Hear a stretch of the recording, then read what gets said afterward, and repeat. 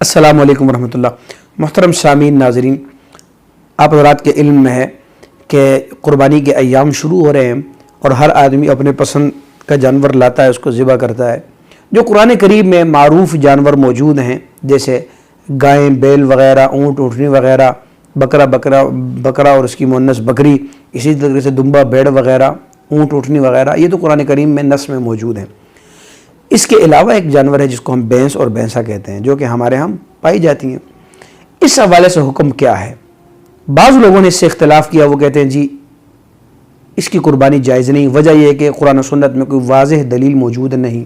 عربی میں بھینس کو جاموس کہتے ہیں اور جاموس کی قربانی کا حکم کہیں بھی نہیں ملتا، نہ قرآن میں ہے نہ سنت میں کوئی صریح حدیث مبارکہ ایسی نہیں ملتی۔ لہٰذا مرفوع روایت نہ ہونے کی بنیاد پہ ہم یہ کہتے ہیں کہ اس کی قربانی جائز نہیں۔ ان لوگوں نے اختلاف کیا۔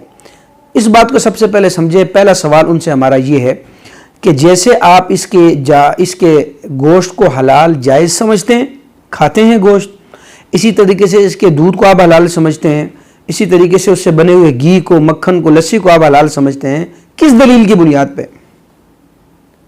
کہتے ہیں جی ہمارے پاس تو کتاب و سنت میں دلیل نہیں، لیکن ہم قیاس سے کام چلاتے ہیں۔ ائمہ مجتہدین نے جو قیاس کیا اس مسئلے میں ہم ان کے محتاج ہیں، لہٰذا ہم بھی قیاس سے کام چلاتے ہیں۔ تو عجیب بات ہے کہ قیاس سے آپ اس کے گوشت کو حلال سمجھتے ہیں، بھینس کے دودھ کو بھی حلال سمجھتے ہیں، جائز سمجھتے ہیں، لیکن اس کی قربانی کو آپ کیوں نہیں حلال سمجھتے، جبکہ اجماع بھی اس پر ہے، جبکہ قیاس بھی ہے مجتہدین کا۔ بہرحال اللہ انہیں سمجھ عطا فرمائے۔ اب آگے چلیں۔ اصل دیکھیں اہل سنت والجماعت کے ہاں کتنے دلائل ہیں۔ نمبر 1 کتاب اللہ، نمبر 2 سنت رسول اللہ، نمبر 3 اجماع امت، نمبر 4 قیاس مجتہد۔ مسئلہ صراحت سے کتاب سے نہ ملے، سنت رسول میں صراحت سے کوئی مسئلہ نہ ملے، اجماع امت۔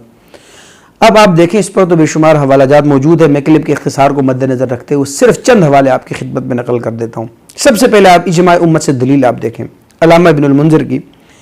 آپ کہتے ہیں وَأَجْمَعُوا عَلَىٰ أَنَّ حُكْمَ الْجَوَامِيسِ حُكْمُ الْبَقَرِ، کتاب الاجماع ابن منذر۔ آپ فرماتے ہیں تمام فقہا کا، تمام محدثین کا اس بات پر اجماع ہے، اتفاق ہے کہ بھینس کا حکم وہی ہے جو گائے کا حکم ہے، یعنی بھینس گائے کے حکم میں داخل ہے۔ جیسے اس کی قربانی جائز، ایسے اس کی قربانی جائز، جیسے اس کا گوشت جائز، اس کا گوشت بھی جائز اور حلال ہے۔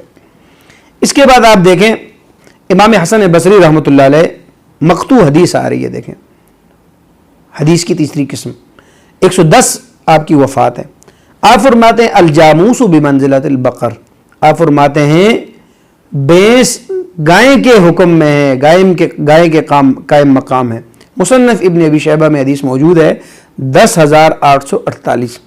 اس کے بعد آپ دیکھیں امام سفیان ثوری رحمۃ اللہ علیہ 161 ہجری وفات ہے۔ آپ کہتے ہیں تحسب الجوامیس مع البقر، آپ فرماتے ہیں بھینس کا حساب کتاب گائے والا ہی ہے، اس کو گائے کے ساتھ ہی شمار کیا جائے گا۔ مصنف عبدالرزاق 6,881۔ امام مالک بن انس آپ دیکھیں رحمۃ اللہ علیہ فرماتے ہیں انما ہی بقر کلھا، فرمایا جو بھینس ہے یہ پوری کی پوری گائیں ہیں، یعنی جو حکم گائے کا ہے سیم وہی حکم اس بھینس کا بھی ہے۔ موطا امام مالک میں موجود ہے 179 امام مالک بن انس کی وفات ہے۔ تو محدثین کے اقوال، فقہا کے اقوال اور اسی طریقے سے اجماع امت، یہ سارے دلائل ہیں، ہمارے دلائل شرعی ہیں۔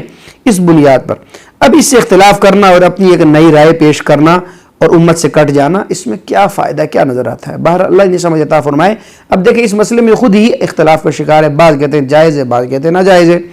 اب آپ دیکھیں ایک دو حوالے نقل کر دیتا ہوں۔ کہتے ہیں جی بھینس بھی بکر میں شامل ہے، گائے کے حکم میں شامل ہے اور اس کی قربانی جائز ہے۔ ہفتہ روزہ الاعتصام جلد 20 شمارہ 10 صفحہ 9۔ اب آپ دیکھیں اسی طریقے سے فتاوی علماء حدیث جلد 13 صفحہ 71 پہ ہی یہی موجود ہے۔ تو اب آپ دیکھیں کچھ لوگ کہہ رہے ہیں ان کے جائز ہے، کچھ لوگ کہہ رہے ہیں ناجائز ہے، انہیں اب تک یہ مسئلہ سمجھ میں نہیں آیا۔ تو قدیم ائمہ میں کوئی اختلاف نہیں تھا بھینس کی قربانی کے جواز کا، یہ صرف آج کے دور کے اور بعد کے علماء نے، متاخرین نے، بعض لوگوں نے اختلاف کیا ہے، اور یہ اختلاف کرنے والوں کے پاس کوئی مضبوط دلیل نہیں ہے۔ اس لیے راجح بات یہی ہے کہ بھینس کی قربانی درست ہے، صحیح ہے، ہو سکتی ہے، کٹے کی ہو جاتی ہے، اور اس کے لیے گائے کا ہی حکم ہے۔ جس طرح گائے میں 7 لوگ شریک ہو سکتے ہیں، اس طرح کٹے اور بھینس میں بھی 7 لوگ شریک ہو سکتے ہیں۔ تو امت کے اتفاق اجماع کے ساتھ چلیں، اسی میں خیر و برکت ہے۔ اللہ تعالیٰ سے دعا ہے کہ اللہ تعالیٰ ہمیں کتاب و سنت، اجماع امت، قیاس مجتہدین، ان تمام کو ماننے کی، ان کے مطابق زندگی گزارنے کی توفیق عطا فرمائے۔ والسلام ورحمۃ اللہ وبرکاتہ۔